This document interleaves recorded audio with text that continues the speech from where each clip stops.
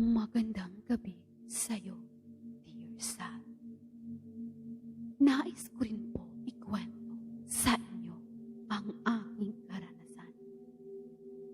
Tawagin niyo na lamang po ako sa pangalang Elmer.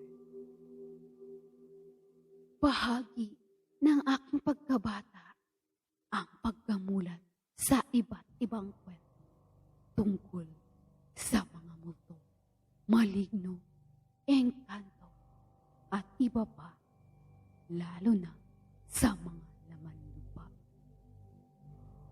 Sapagkat sa aming kasalukuyang tinitirhan, ay isang beses na naming nakaengkwentro ang ganitong uri ng mga nilalang. Ngayong 25 anyos na ako, patuloy pa rin naming naranasan ang mga hindi maipaliwanag na insidente sa aming bahay sa Sampaloc, Maynila. Dito kasi ay maraming elemento ang nakikisama sa amin. Kwento pa ng aking lola Celia noong ito ay nabubuhay pa. Dati raw, isang malawak na bakanteng lote ang kinatitirikan ng aming lumang bahay. Pinapalibutan daw ito ng matataas na talahibo at malalagong halaman. May mga nagsasabi rin na naging tapunan pa daw ito noon ng mga bangkay ng mga sinasalvage. Sa aming likod bahay naman ay mayroong malawak na lugar kung saan kami ay nagsasampay ng mga nilabhang damit, kung saan kadalasan nagparamdam at nagpapakita ang mga laman lupa. Minsan, habang naglalaro sa bahaging iyon ang aking 7 taong gulang na pinsang lalaki, nang biglang na lamang may sumipol sa kanya at tinatawag ang kanyang pangalan. Maliit daw ang boses nito. Inakala pa niya na isang sa kanyang mga kalaro ang nagbibiro sa kanya. Hinanap niya ang pinagmulan ng maliit na boses na iyon. Ngunit wala siyang nakita. Wala naman kasing tao ng mga oras na iyon dahil katanghalian at kadalasan ay nagpapahinga na ang mga tao. Nakaranas rin ng kakaibang karanasan ang aking tita Mila. Nang isang gabi ay nagsampay siya ng kanyang nilabhang kumot. Nang bigla na lamang may naaninag siyang maliit na liwanag sa gilid ng mga paso. Marami kasing paso roon na pinagtatamnan ng mga halamang gamot at mga orkedyas. Hindi maipaliwanag ni Tita Mila kung namalikmata lamang ba siya o nananaginip ng gising. Nilapitan niya ang pinagmulan ng mumunting liwanag. Nagulat pa siya sa kanyang nakita. Mga maliliit na sasakyan na kulay ginto na pinapatakbo ng mga maliliit na nilalang. Hindi niya malaman kung duwende ba iyon o kung ano ang kanyang nakita. Maliliit sila at may mahahabang tenga. Sa sobrang takot ay agad siyang pumasok sa loob ng kanilang bahay at nagkulong na lamang sa kanyang silid. Isang araw rin noon, ako naman ay nagkaroon ng pagkakataon na maengkwentro ang isang naiibang nilalang. 5:00 na noon ng hapon nang inutusan ako ni nanay na kunin ang mga sinampay sa likod ng aming bahay.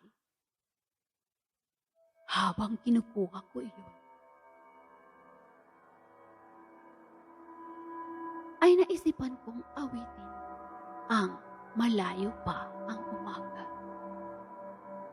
Malapit na ako sa lyrics ng awit nang mayroon akong narinig. Boses ng isang batang babae. Sumasabay sa aking pag-aawit. Subalit, hindi ko naman maintindihan ang kanyang mga sinasabi. Hindi ko malaman kung anong lengguwahe ang lumalabas sa kanyang bibig. Ngunit, ang melodiya niyon ay tugma rin naman sa mga kanta. Tinangka kong hanapin kung saan at sino ang nanggaling ang boses na iyon.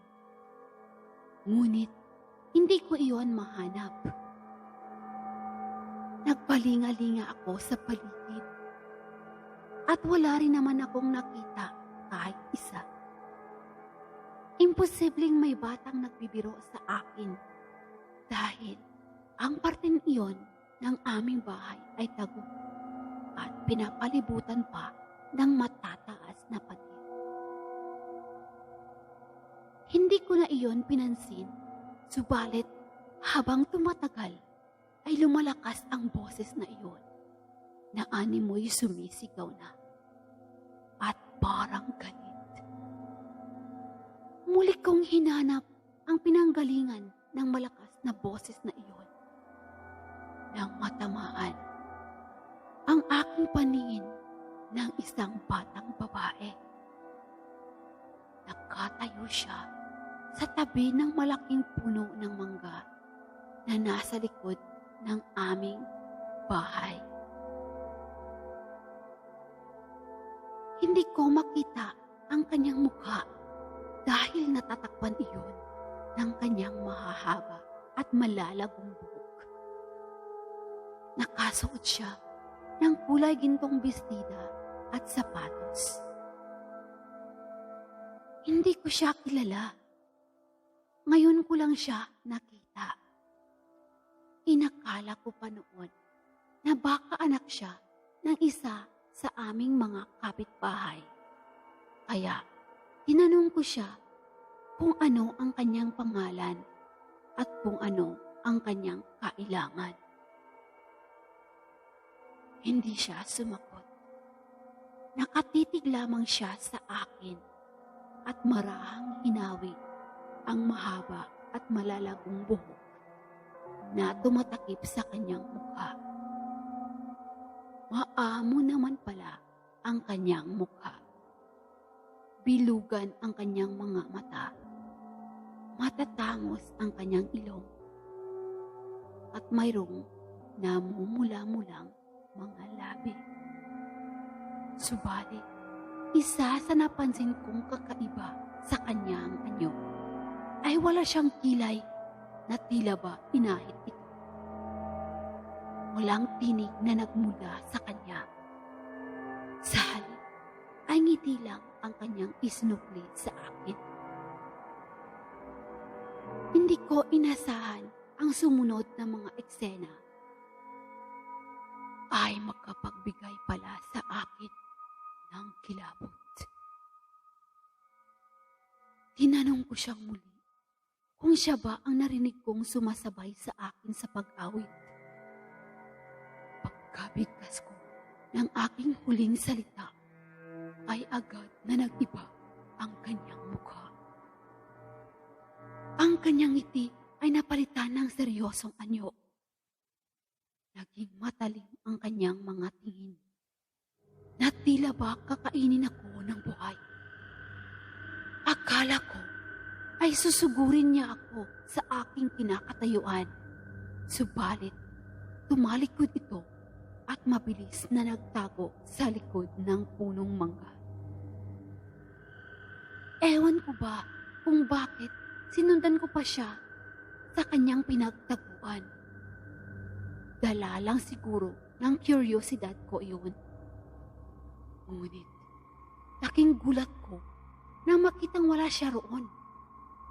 Imposibleng may madaanan siya palabas dahil matataas nga ang nakaharang na pader sa likod ng bahay namin. Kahit ako man ay mahihirapang akyatin iyon. Hinanap ko siya pero hindi ko na siya mahagilap sa buong lugar. Doon na ako, tinatayuan ng balahibo sa buong kong katawan.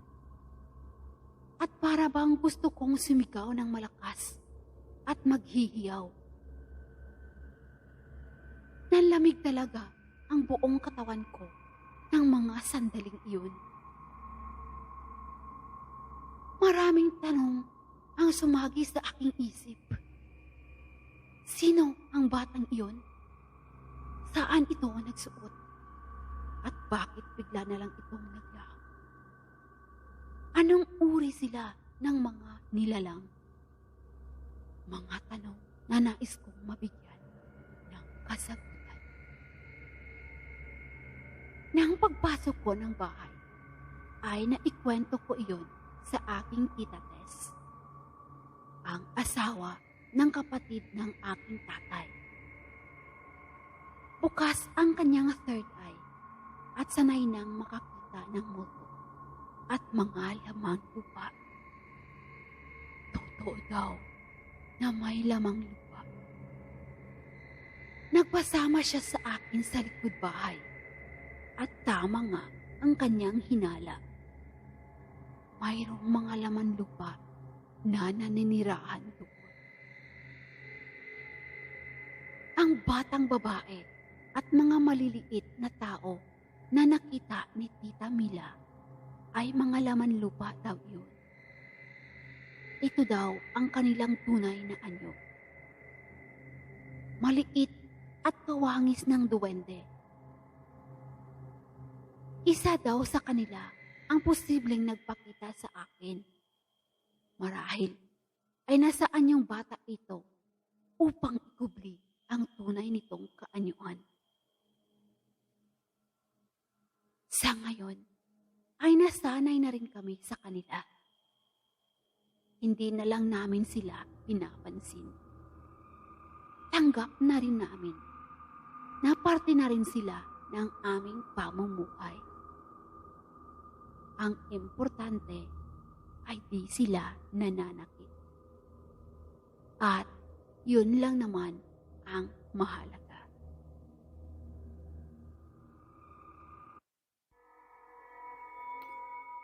Kung gusto niyo pong mapakinggan ang iba pa nating mga kwento, just click the logo at pumunta na lang rin po kayo sa playlist.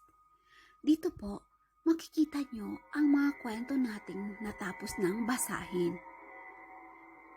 Sa mga hindi pa po nakapag-subscribe, pakiclick na lang po ang subscription at saka i-bell all nyo na lang rin.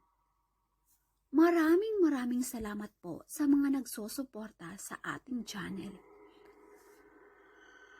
God bless po sa inyong lahat.